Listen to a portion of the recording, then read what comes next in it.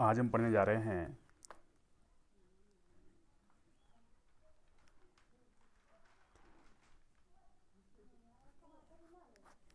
रेविस्टीन का प्रवसन सिद्धांत।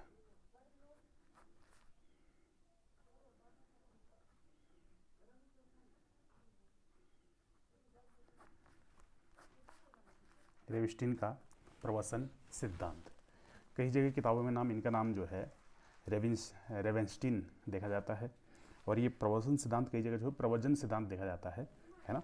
तो इस पर ज़्यादा ध्यान नहीं दोगे, एक ही चीज़ है रेविस्टीन का प्रवसन सिद्धांत। इसमें क्या है, ये सिद्धांत जो है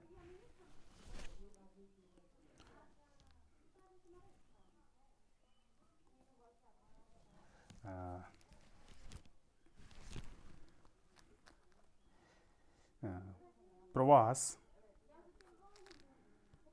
के संबंध में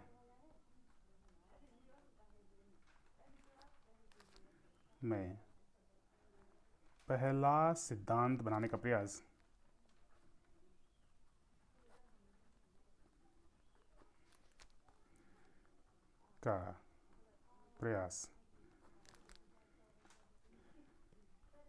रेविस्टीन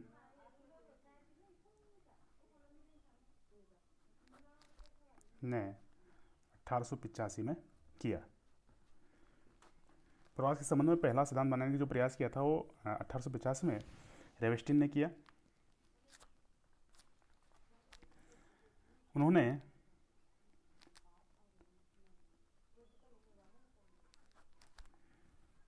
इस सिद्धांत में प्रवास के नियम समझाए थे।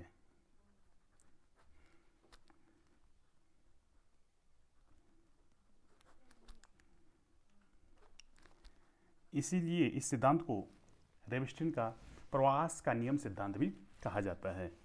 अब इसमें है प्रवास के नियम। रेविस्टीन के सिद्धांत में प्रवास के नियम जो उन्होंने बताया था किन किन नियमों के अनुसार जो है प्रवास होता है। फर्स्ट,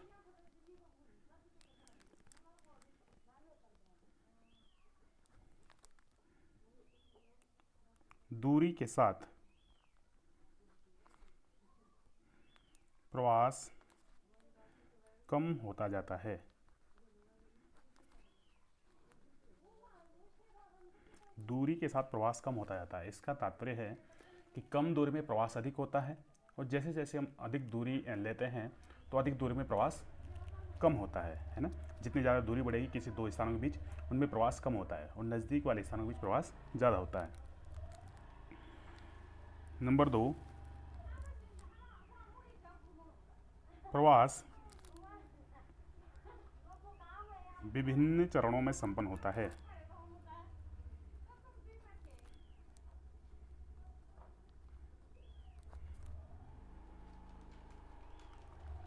प्रवास विभिन्न चरणों में संपन्न होता है, जैसे इसके 4 चरण होते हैं, है ना। ग्रामीण से नगरीय, से नगरीय, नगरीय से नगरीय,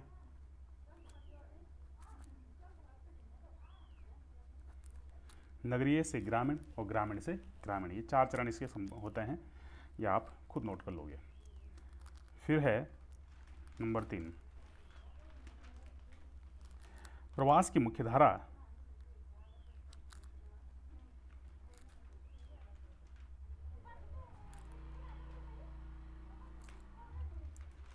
प्रतिवर्ती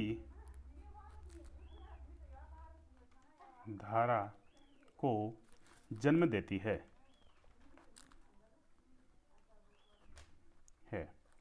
प्रवास की मुख्य धारा प्रतिवर्ती धारा को जन्म देती है।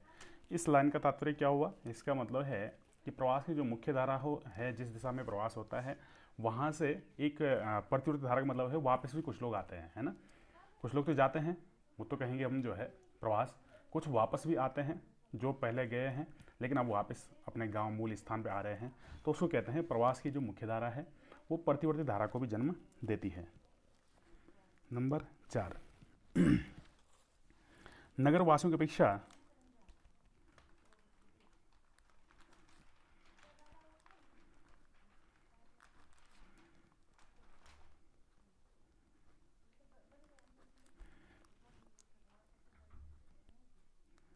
ग्रामवासी यानी ग्रामीण लोग अधिक प्रवास करते हैं।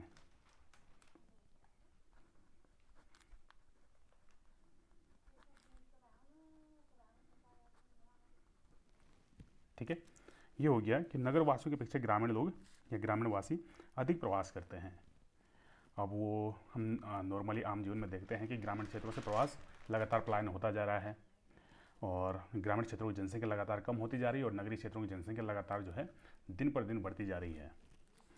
तो नगरवासी ये क्यों होता है? क्योंकि रोजगार के लिए, शिक्षा के लिए, स्वास्थ्य सुविधाओं के लिए, इन चीज़ों के लिए जो है नगरवासी जो है, ये ग्रामीणवासी जो है नगर क्षेत्रों की ओर जाते हैं। तो नगरवासियों की अपेक्षा ग्रामीणवासी अधिक प्रवास करते हैं। नेक्स्ट आ जाएगा नंबर 5,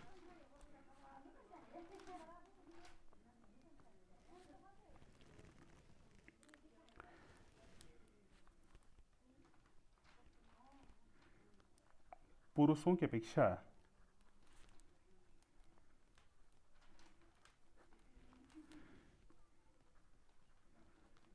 कम दूरी का प्रवास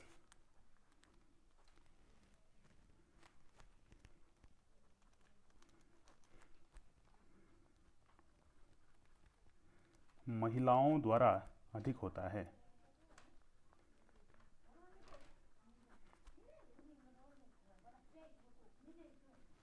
पुरुषों की अपेक्षा कम दूरी का प्रवास महिलाओं द्वारा अधिक होता है। ये हम आम जीवन में देखते हैं कि कम दूरी का जो प्रवास होता है महिलाओं द्वारा ज़्यादा होता है, और वो किस रूप में होता है? विवाह संबंध के रूप में, है ना। नज़दीकी क्षेत्रों में जो है महिलाओं का विवाह हो जाता है। तो कम दूरी, पुरुषों की अपेक्षा कम दूरी का जो प्रवास होता है महिलाओं द्वारा अधिक होता है। नंबर 6,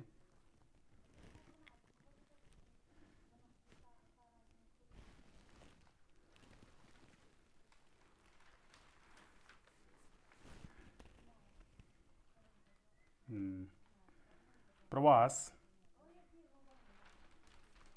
का मुख्य उद्देश्य, प्रवास के मुख्य उद्देश्यों में आर्थिक कारणों की प्राथमिकता होती है।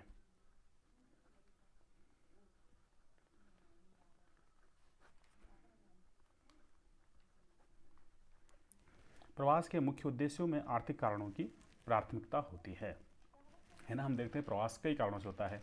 शिक्षा के लिए प्रवास होता है, स्वास्थ्य के लिए प्रवास होता है, आर्थिक कारणों से प्रवास होता है, विवाह के रूप में प्रवास होता है। लेकिन जो मुख्य कारण है, मुख्य उद्देश्य है, वो आर्थिक कारण हैं। किसके? प्रवास के। नंबर 7,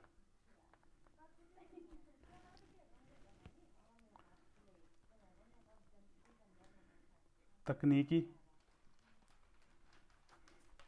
एवं प्रवास में धनात्मक संबंध होता है।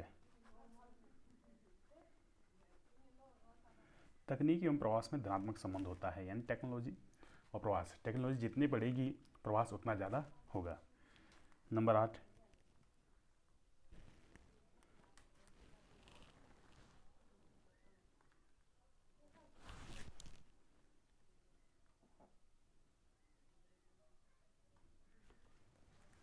तो ये हो गया हमारा समाप्त प्रवास के नियम जो रेविस्टिन ने बताए हैं। इसके अलावा अन्य विद्वानों ने अलग अलग प्रकार से इसको जो है परिभाषित किया है।